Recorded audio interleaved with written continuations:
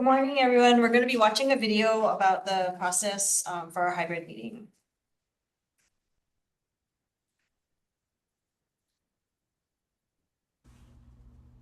Welcome to the Professional and Vocational Licensing Virtual Board Meeting. When the meeting begins momentarily, the chair will take a roll call, explain any specific rules for this particular board, and then move to public comment. The name of the board member will appear on the bottom left-hand corner of your screen. For instance, this is board member Y, and this is board member E. Public testimony will be accepted at the beginning of the meeting and before each agenda item. You can indicate that you are ready to testify by clicking on the Raise Hand button being circled by the mouse on your screen now. At the appropriate time, the board will recognize you to speak and ask you to unmute your mic as shown here.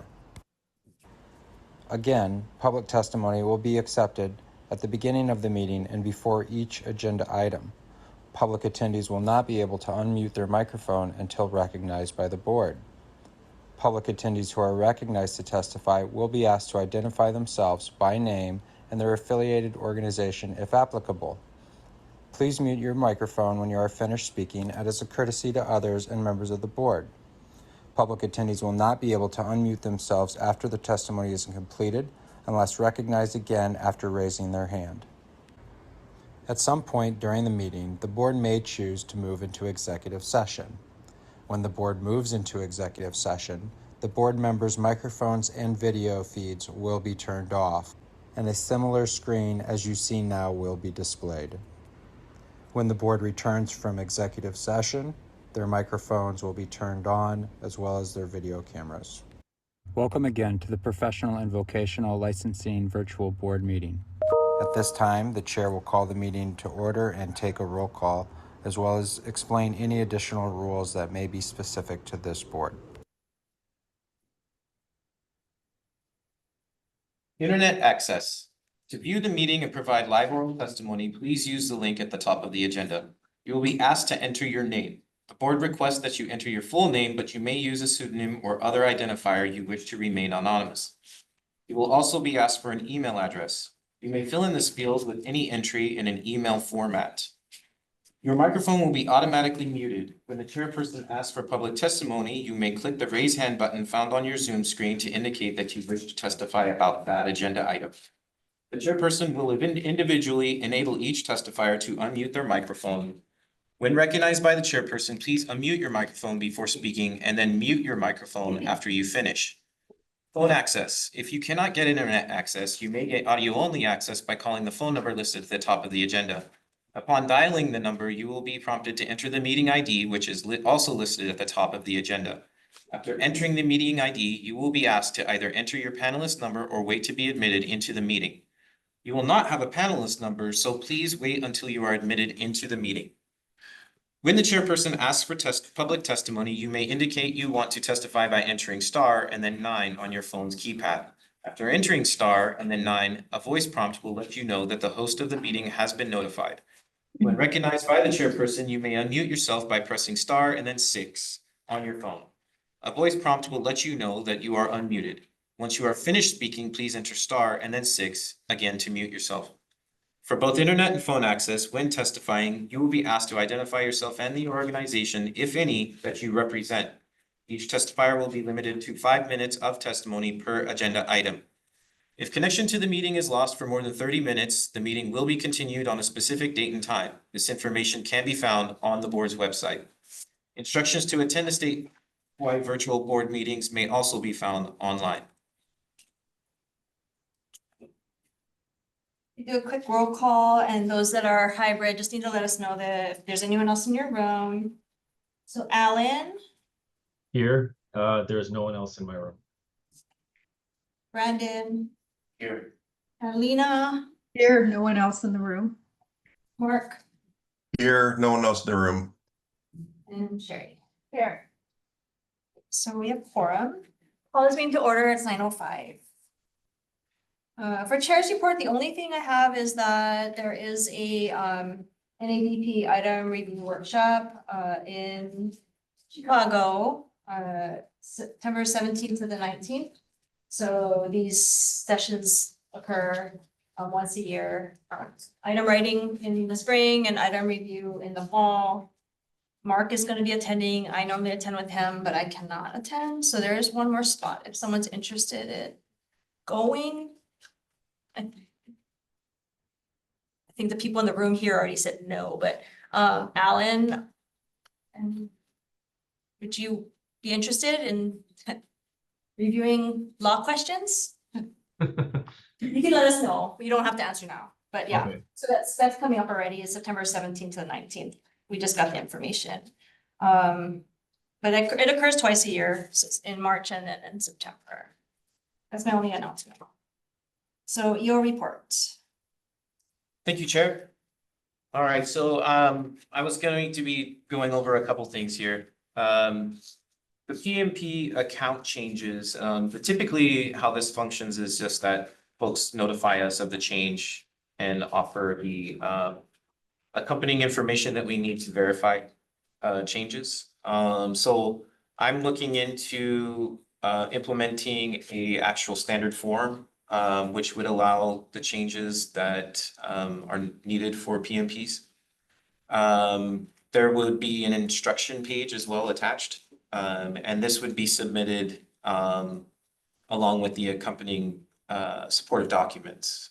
So it's a way of us standardizing on our end what we're receiving, so that we can minimize the sort of back and forth that's needed to confirm before we change the account. So Miscellaneous permit, yes. pharmacy miscellaneous permit. Correct, sorry, PMP.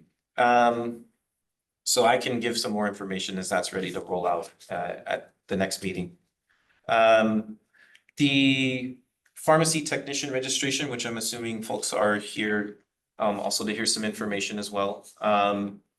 So just to give a little brief background, just as everybody recalls, this is Act 93 that was passed this year, 2025. So beginning January 1st, 2026, requires pharmacy technicians to be registered with and obtain a certificate of registration issued by the Board of Pharmacy. This also does some other things like impose a duty on the pharmacist in charge to report violations by registered pharmacy technicians to the Board of Pharmacy. There's some nuance to that. It also includes other what are called registered pharmacists in the bill. But what we're really talking about are licensed pharmacists. It also specifies that supervising registered pharmacists are responsible for the actions of registered pharmacy technicians and pharmacy interns. So,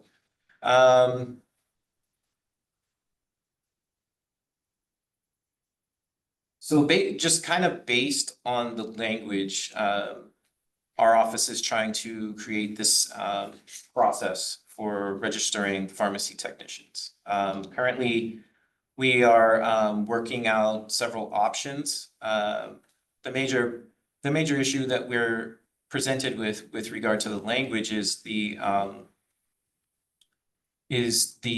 registration and how we kind of give it a location, either locating it or tying it to a pharmacist or to a location, meaning a pharmacy. So the major thing about that to consider is the changes that may have to change as you go through those 2 years that the registration is valid. So employment changes, pick changes, things like that. So we're trying to consider all those factors. We're happy to receive information as well from the pharmacies. One thing that I was discussing with Chair was the number of pharmacy technicians that we're considering for the pool of registrants. So all the PHY pharmacies, so the local pharmacies, we do have a what's called a geo report. It's a public report that gives us the number of licensees per island, total, and even foreign.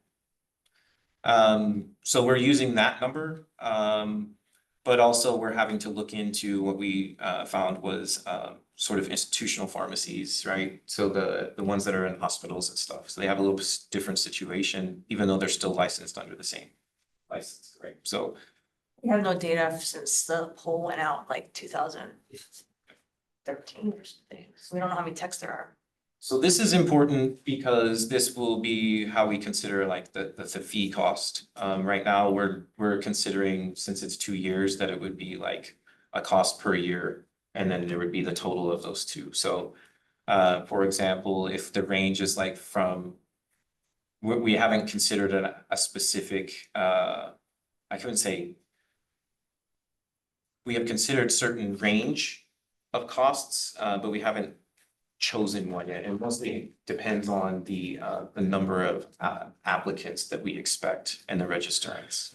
And how that will grow or decrease over time. So we want to try and adjust it to what is necessary and needed for public protection. So what I'm hoping is to have that specific information. I will have that information at the October meeting. The idea is that we would like to do some kind of preliminary registration, but we need to work that out. So that we don't just have everyone trying to register on January 1st. None of the registrations would be effective until January 1st. So I'm not sure before January 1st, any registration lookups would be able to be done. That is other question that I can also have an answer for at the October meeting. I think we had the PIG, we talked about maybe employers being able to do a bulk load. So CVS sends their 500 texts or however many texts that they have. That would help because it would be standardized and it would be, uniform. They would, because they need to know, right, that their texts are registered. Kaiser could send their texts, so that way you know they did it. And it's complete and that you turned it in. So I'm thinking like if there was a way, hopefully that enables them to do a bulk.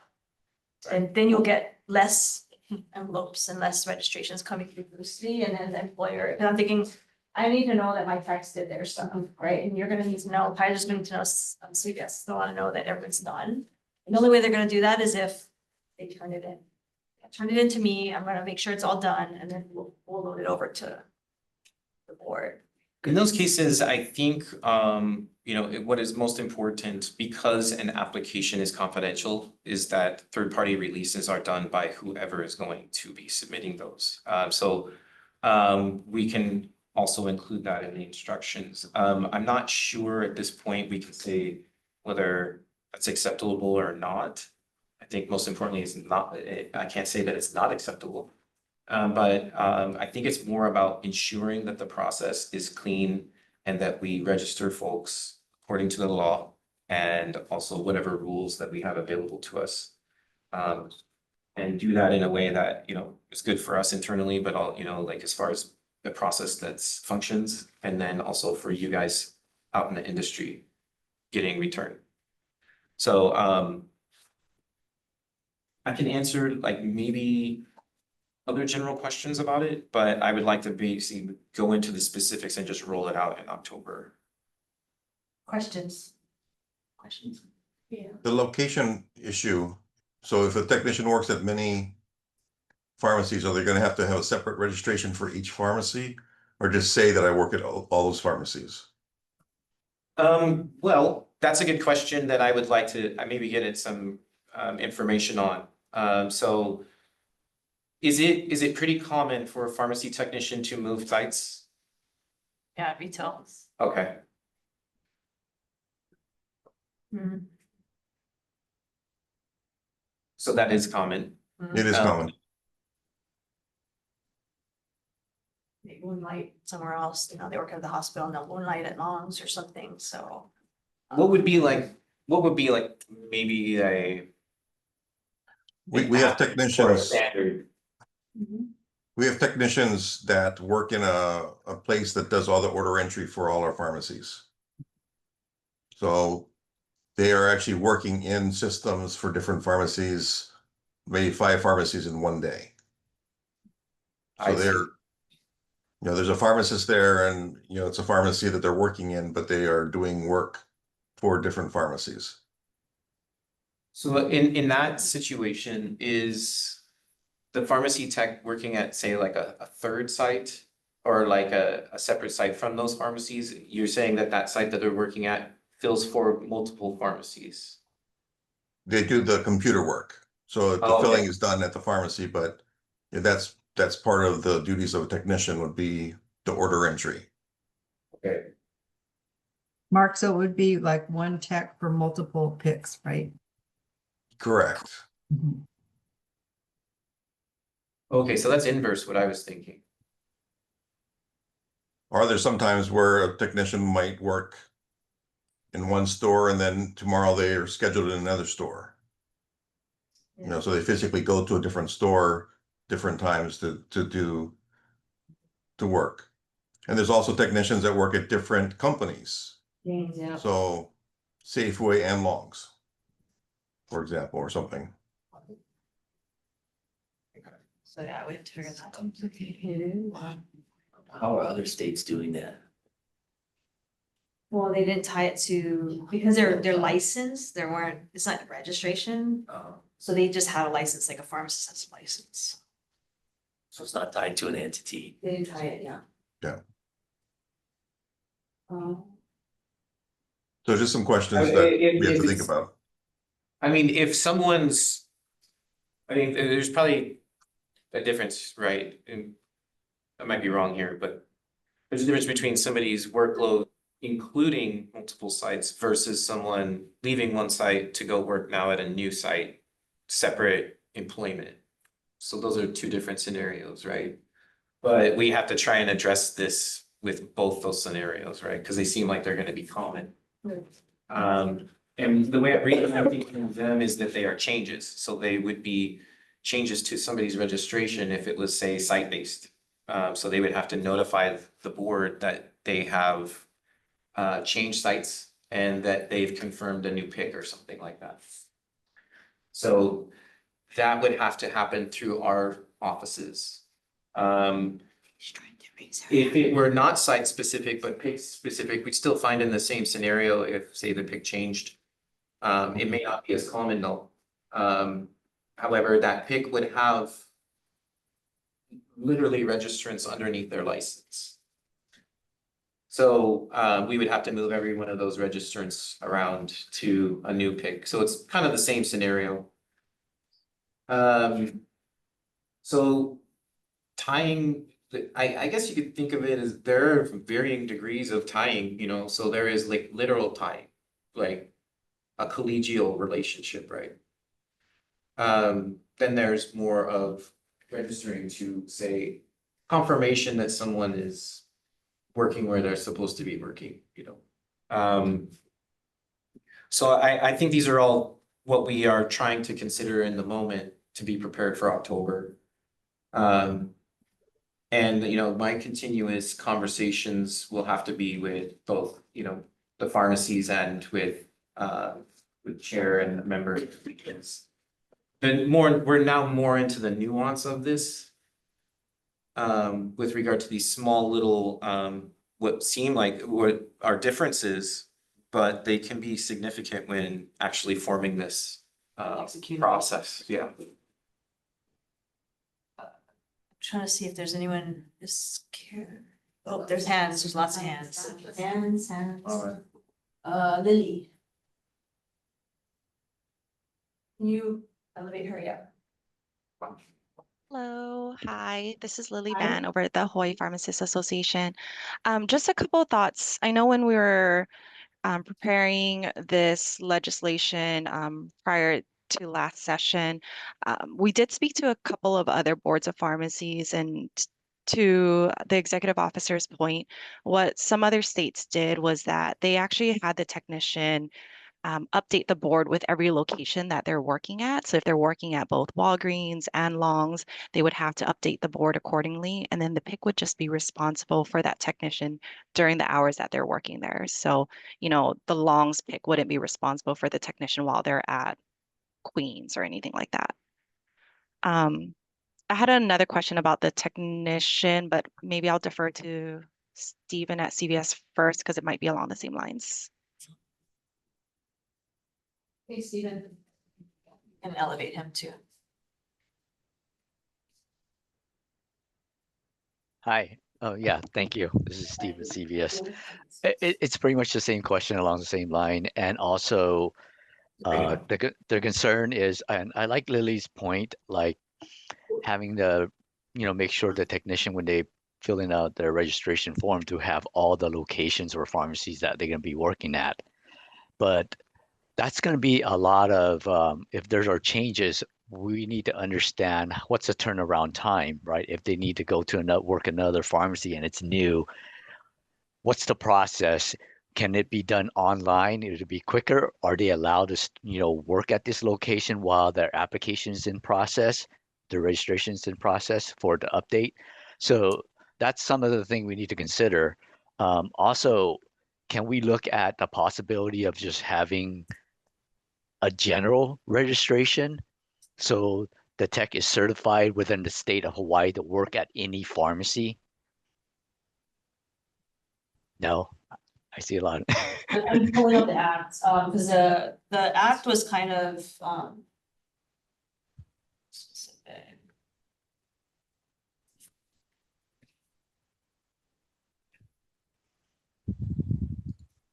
Because the reason it's coming up is because I think when I bring up the act, there was some language about responsibility for these technicians.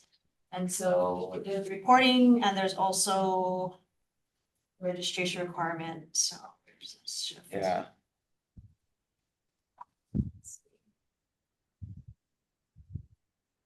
Pharmacists in charge of registration. Because in the law, it's already said that a pharmacist in charge or a pharmacist on duty should be supervising that. That should cover it, wouldn't it? Well, here's the thing is like, I mean, the bill language is, I mean, it pretty much is sparse. So there's not a lot to draw from. But yeah, I would say that the primary responsibilities for the pharmacist in charge reading this would be to confirm the registration before they work on the floor. I'm not necessarily seeing where it would say that they got to confirm prior to, like, say, hiring, for example. It just states before they perform duties on the floor, which I'm not sure. That seems to me like it's kind of focused on while things are happening, not necessarily. So outside. it's pretty much like, so I'm the pharmacist in charge. I need to confirm all my staff pharmacists have renewed their license every other year. So this coming year, December, is our renewal time. And what I do is every other year I would confirm it. I would get on, the board website and just to, do a pretty much a verification. And that's how I confirm the license. And also I ask for like a copy of their, pocket license to ensure that it's valid. So it's just like a double audit, right? So it would be the same thing for the tech registration. It's just a matter of that PIC confirming that they're registered with the Board of Pharmacy. Yeah, based on what I think how we can accommodate this, I think that still can be the same thing for Okay. the C technicians. So yeah, I mean, I think that's something I will have to confirm for the next meeting, is that the registration will be viewable on our license lookup. That Yes. the term registration is not gonna make a difference, that basically the system reads as a license number is a license number. So, Well, with interns though, we were told that because it's not a license, that the PVL wouldn't do it. So like right now, we can't look up an intern okay, permit, because it's not a license. which just may mean other various things. For example, like producing reports for meetings for the current registrants, things like something like that. Because if the database isn't able to, because it's not a license, then we would have to have some way or provide some way of tracking. I think that would be fair. And usually you could look, say, at a ratification list on a board meeting, you would know that that applicant has been approved. So you could review ratification lists. For Um, interns or for for techs? for techs. Because I'm assuming at the next meeting, I'm probably going to ask the board to consider delegations so that I can approve pharmacy technicians. Because currently, right now, it's the authority is the board's. So that would be another thing that I'd be bringing in October. So if I can, so for example, if administrative staff can approve registrants, then that means we don't have to wait for board meetings. And you would find most registrants on a ratification list. And so another factor to this is wondering when we would open up registration, re-registration. So as you know, the bill doesn't indicate a renewal of the registrations. What this means is that everyone will need to re-register. More than likely, this will mean a new registration number. Because we cannot tie the old registration to the new registration, it's not a renewal. Does that, so on our end, we just were assuming to make Lily is right. Okay. Lily, are you guys looking at changing or amending that to have a renewal? Or is there any interest in renewing, turning that into a renewal versus a re-registration? I think that we were thinking it was going to be renewal and it would match the pharmacist one. So the language of the renewal would match the pharmacist process. Yeah, but the bill doesn't, the Yeah. bill, just a few words change and now it's a not renewal, it's a re-registration. It expires at the end of the odd years. That's correct. So the language states that the registration will end in 2 years. So that indicates to us that we have to go through re-registration, not renewal. So while it is doable on our licensing side, records is available. And those clerks can handle renewals as they do with the licenses. So another thing that can happen is that since they are going to have a maintained registration number that's renewed, they could potentially get set up for renewals online. So then you would get a notice and then you'd renew and then you get all the things that you would need. Right now, you would just go through the registration process. You get all of that, but it would be sent basically as a new registration number and all of that stuff. So it would be reestablishing each time. I guess we have 2 years to figure that out, but it would be a little. Okay. Yeah, and I mean, there's other things that aren't in the bill, like it doesn't indicate any kind of requirement to hold the certification.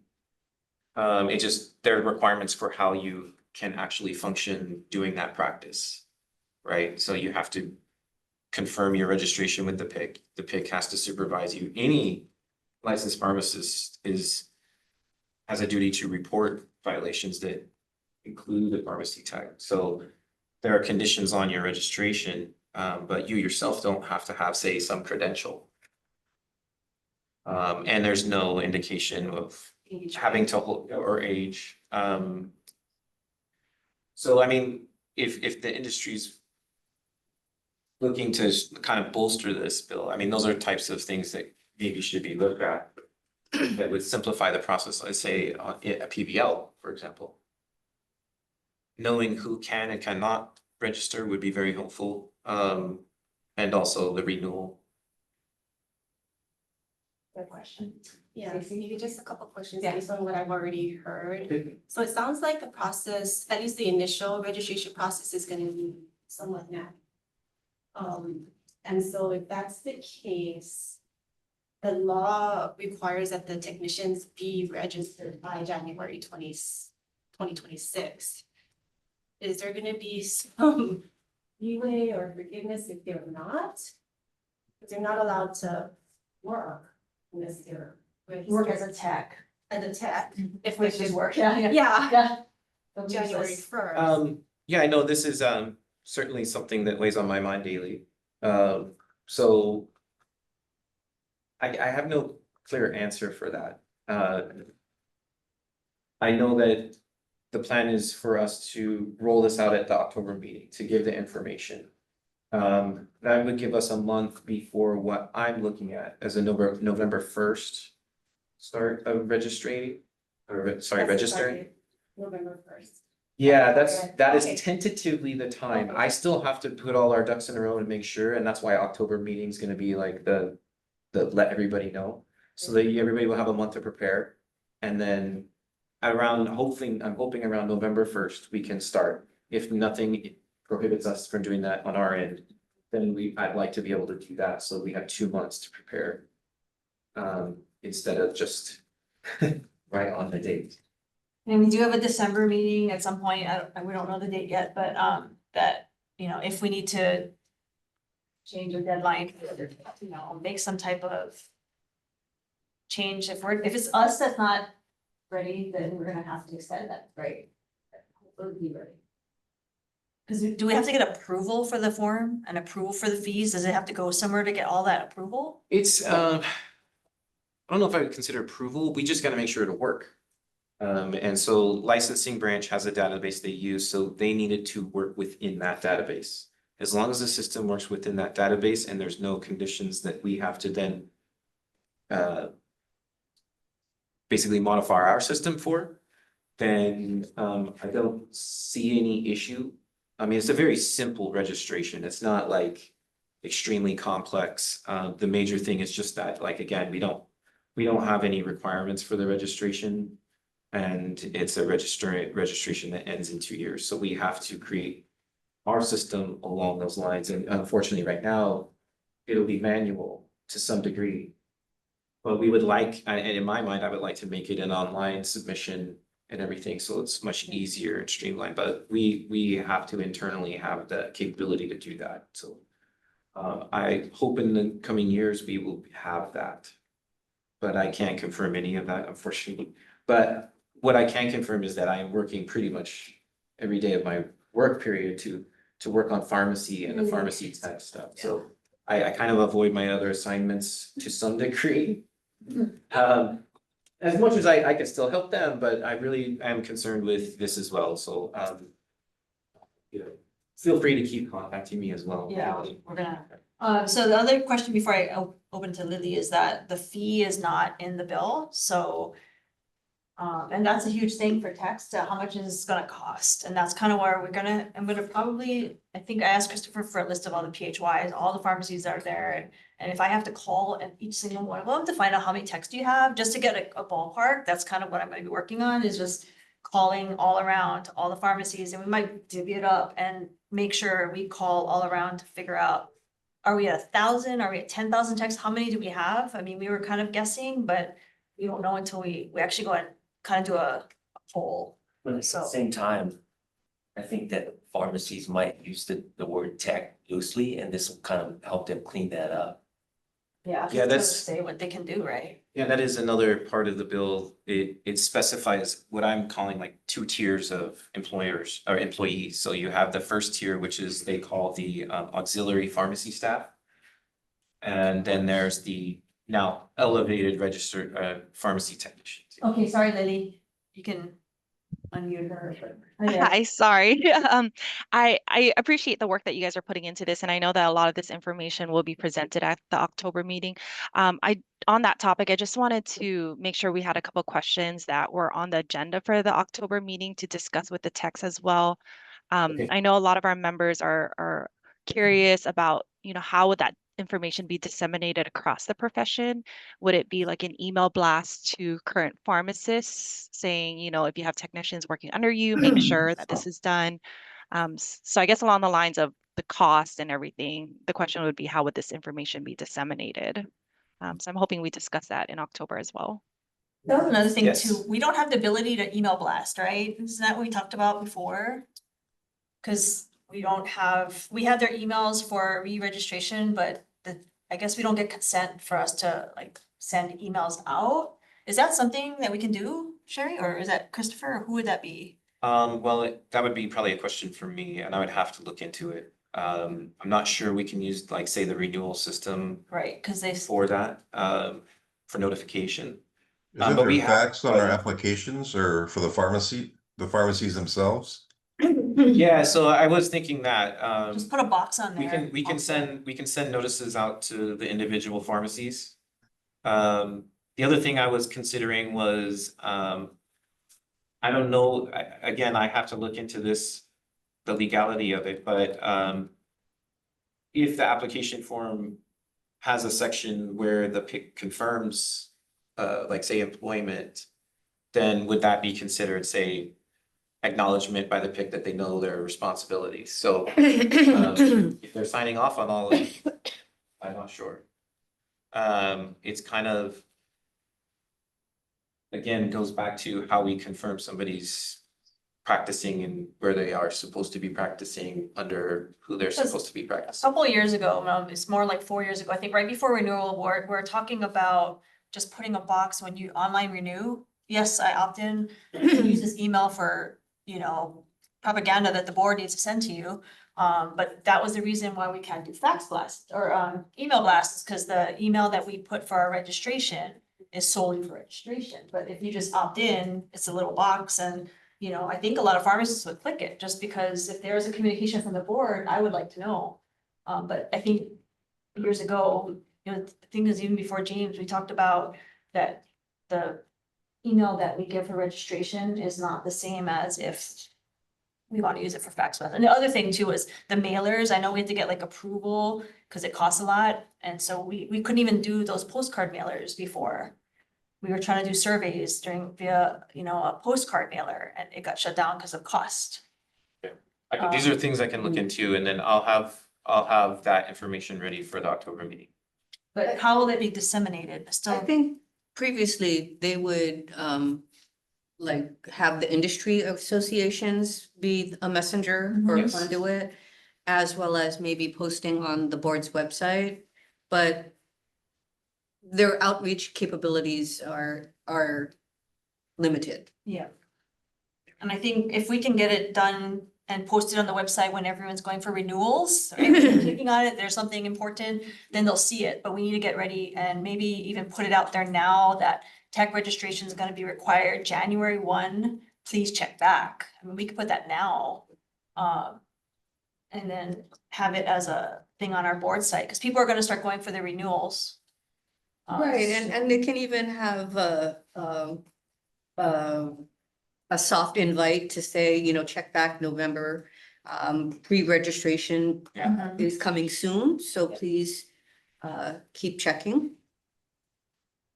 Yeah, I think that would be good if we put it now, because I know people are looking to register or, renew their licenses. People do that early. No. Right, so to address your question, there is no delay of the January 1st. That is the Oh. statute, that is the law. So to the extent you can front load it in November, December, have a whole lot of pre-registration, they can just be green light on January 1. What if the board's not ready? What if our forms aren't ready? Well, they will be. Oh, they will be. Okay. I think, yeah, I heard that it was Something's gonna be ready.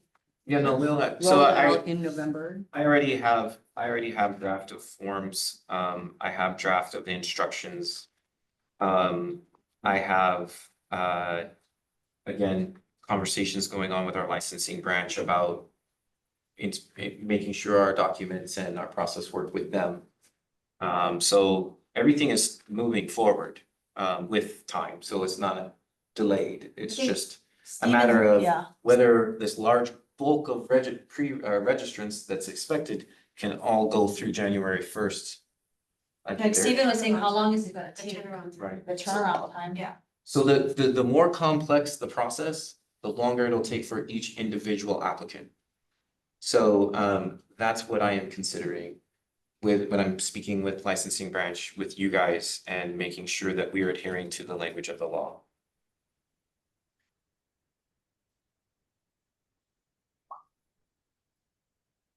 How's the state of Hawaii's IT department? I mean, if it was a computer thing, it'd be so much easier, right? Yeah, we have ongoing working like updates to our database, which in the future will probably allow for that kind of capability. But we're still in construction, so Yeah, we have a new vendor now, so. Yes, so. We gotta just change educate the them. vendor, so.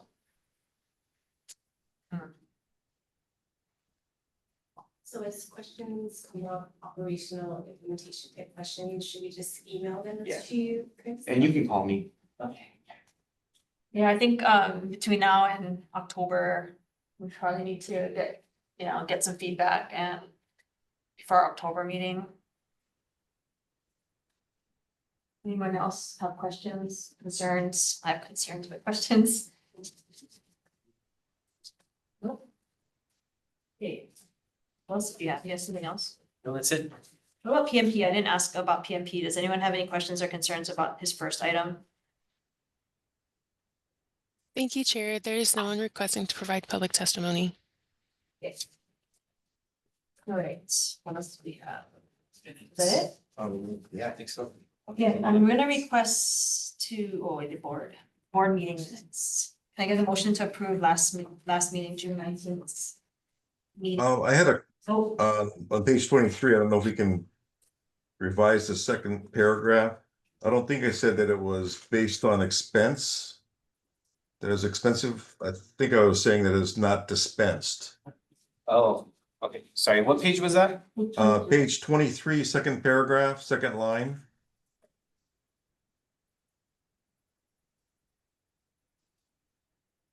Okay, yeah, I can update that. Okay.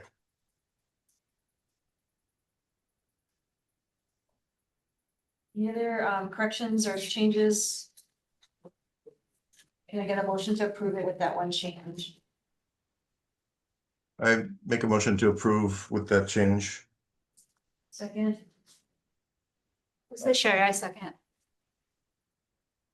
All in favor? Aye. I, Opposed? Okay. So your minutes are approved.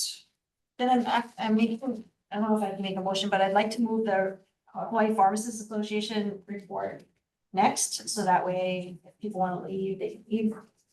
When we have to go to executive session, so is that okay, or do I have to make a motion to agenda item? I believe she can make the move. Yeah. Yeah, Okay, just a little bit. okay, so a report from Hawaii Pharmacists Association, I guess it's Lily.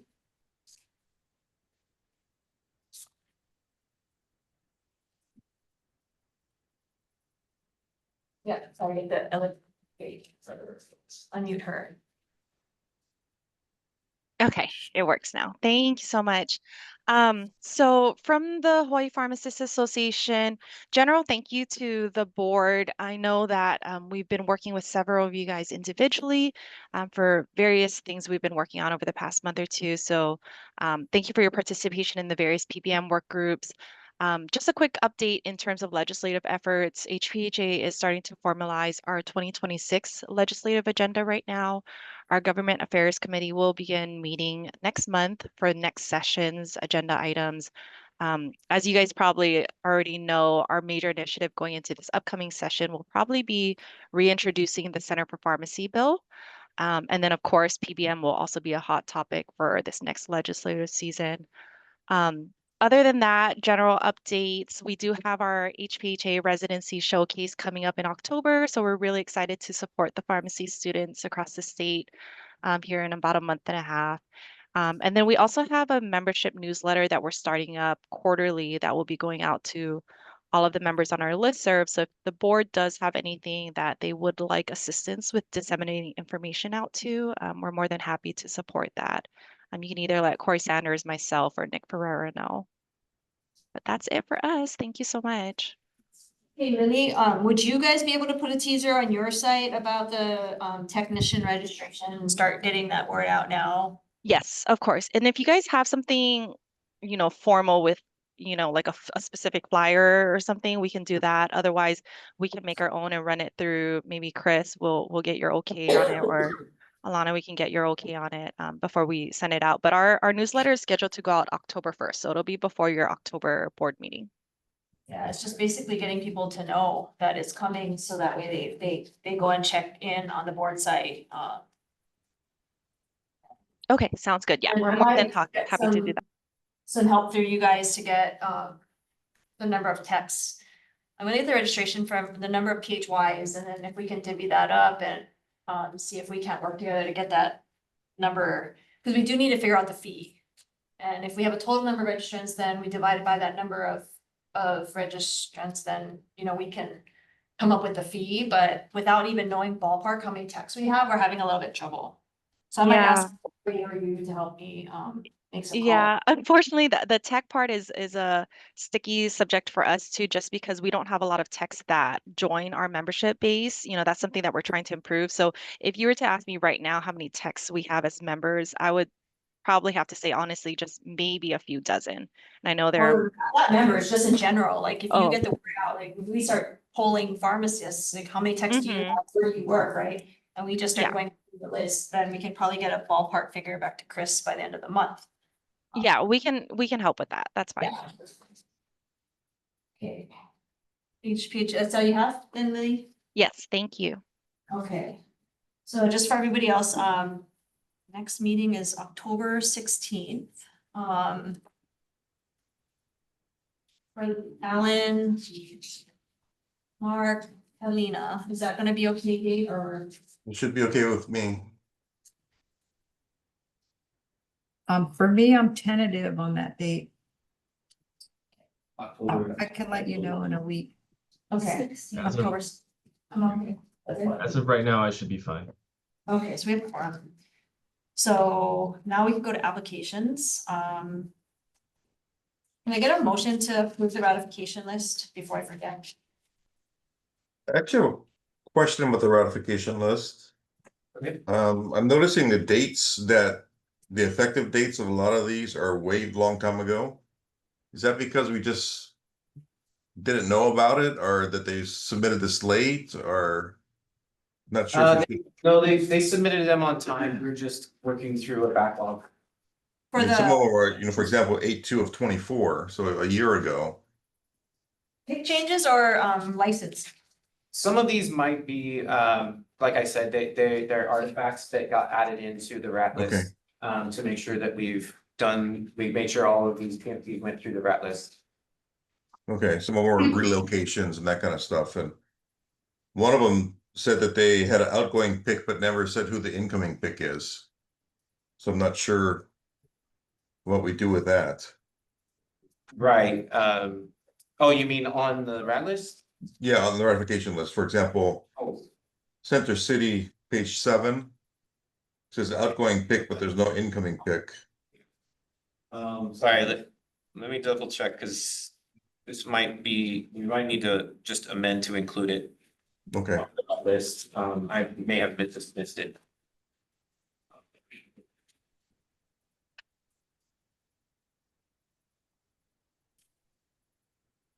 Sorry, what was the name of the pharmacy again? Center City Pharmacy. yeah, Center City. 1647.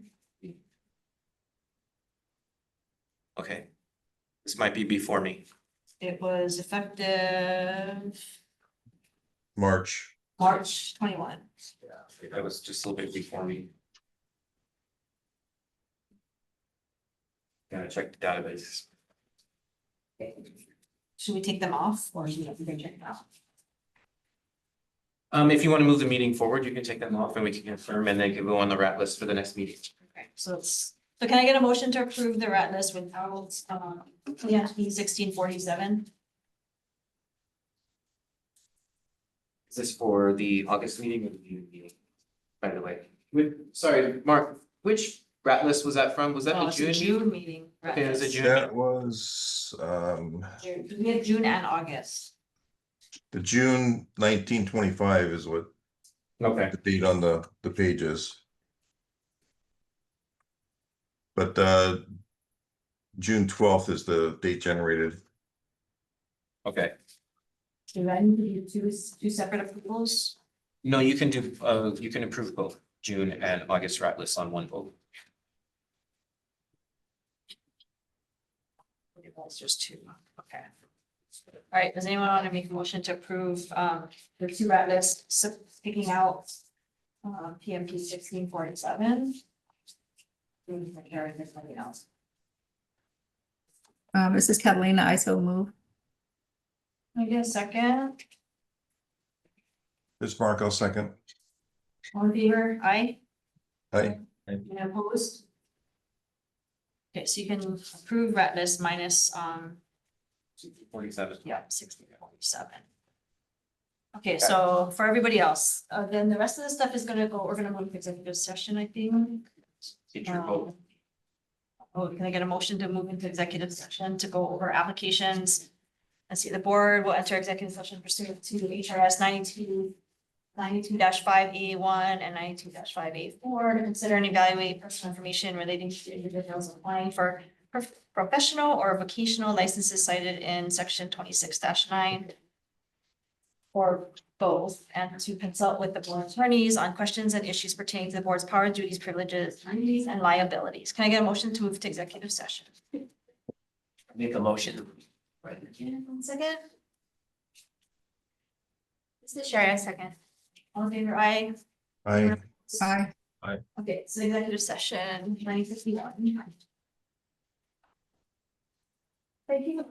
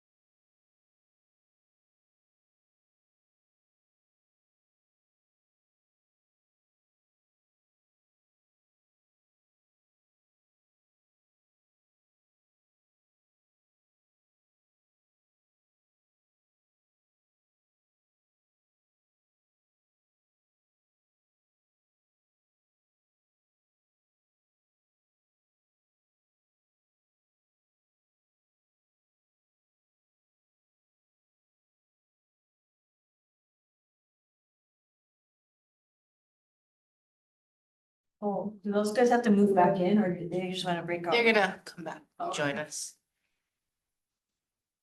There they are. Okay. I keep looking this way because that's where we used to live. Yes. Okay, so back in 10:35, if you. Just confirm that everybody's back.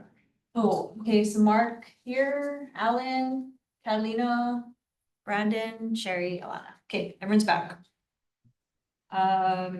So can I get a motion for our applications? First one for pharmacist Franklin Keeney.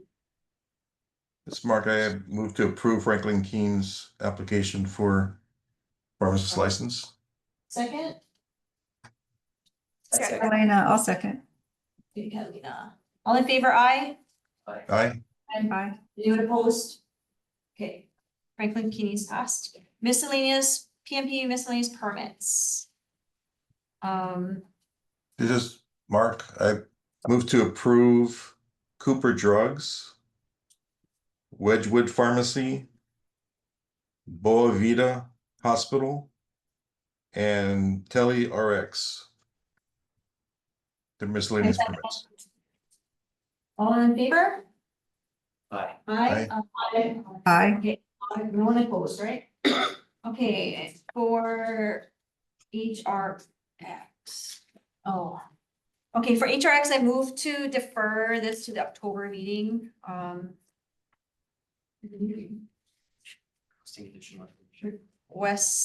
Requesting additional information for completion of their restriction. Is it restriction? Probation. Yep. So we'll defer HRX. Do I need a second? Yes. Second. All in favor, aye? Aye. Aye. Anyone opposed to deferring? Okay. So defer. And then for Vidrine Pharmaceutical Group LLC, so I move to deny this application.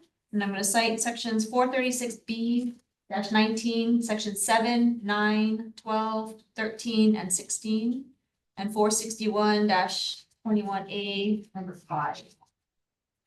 Can I get a second? I second. All in favor, aye? Aye. Anyone opposed?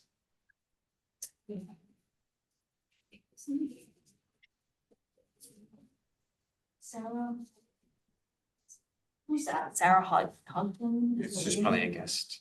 Oh, alright. Okay, anything else? Open meeting? Next meeting, October 16th. So I will reach out to you, Alan and Mark, for the PHY. Okay. Oh, can we talk about December meeting? Get your calendars out. It's normally, if we kept our rotation, would be December 18th. We're requesting to move that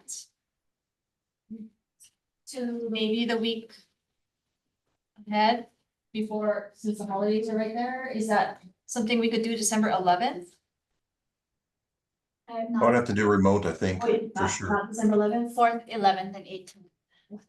So 25. Well, okay, so yeah, You need a form without me probably. yeah. So if we're gonna have quorum, we have to make sure everyone else is available. So if not the 18th, then do we have quorum for the 11th? I can do the 11th. I'm good with I should be that. able to do it remote. Remotes. And I can also do remote. Okay, so we'd have 5. That's good, right? Okay, so let's tentatively, let's move that to the 11th. You're gonna have to check on the room though, yeah, first. You will with that question. Yeah, Brandy has a question. Okay, hi. Hold on. Hold on, we're gonna. 1 second, Brian. Okay, Brandy, you can, I'm not sure we can do Thursday, the 11th. Because we have the ISLA Engineering's board and also medical. So Do you have quorum on the 18th? do we have quorum on the 18th? If we don't move it, do we have quorum for the 18th? I can do the 18th as Catalina. I can do that. I should be able to do the 18th as well. All right, let's just leave the meeting. Oh, I no, mean, I it's think your it'll be- son. It'll be all right. It's gonna be in the morning, right? But okay, would we have quorum with 4? Yes. Yeah? If there's We only 7 have members, then 7. yes. We have 7. I'll be here. Okay. So even if we only have 6? Would you count the 7th? It's in the law for the 7. 7? Yeah. So 4. Yeah, we would have quorum at As long 4. as, okay, leave it then. Okay. Okay. Thank you. All right. Okay, sorry, hello, Brandy.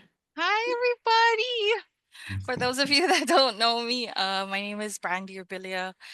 I am a pharmacy technician, and I just had a question regarding the registration. Sorry I couldn't talk earlier. I was like double booked, but I was trying to listen.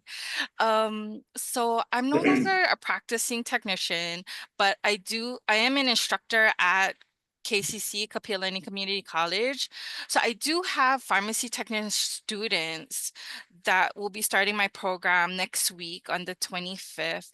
When they start to go into their externships, I just want to know how we should handle that for them. Are we gonna have to get them registered? They probably will start before January, but I'm sure the externships will go into January. So we kind of just wanted to be prepared for this next class session, going in, if there should be anything that we should be looking out for as far as technician students. So I just want to put that question out to you guys. If you don't mind reaching out to me, Sure. or, we can talk a little bit more, because Okay. I'd like to know, like, say, like, titles that they're using in their externships and stuff, so Okay. we can check and see if registration is required. Okay. And you did see the act, right? Like the I did. Okay. So, yeah, part of that's it's gonna depend on, what they're doing at that site when they're on, They're because- working as technicians. Right. Yeah, Yeah, so- externs, but if they're doing functions of technicians, they're They are. technicians. Yeah. Yeah, so, Sometimes, well, for the most part, they'll be paid, but sometimes they do unpaid. I don't think it matters. Oh, okay, I think it's okay, just about duties, Yeah. so it's about what you're doing in the pharmacy. okay. Sorry, how can I get your contact information? Yeah, so you can go to the board's website. Okay. Or you can just, you can go to the Board of Pharmacy at dcca.hawaii.gov and email. Oh, okay. Thank you. Good, Hey, Randy, Yeah, and good to see everybody. All right. Mark, good luck in September. I'm sorry. Maybe you can thank Alan.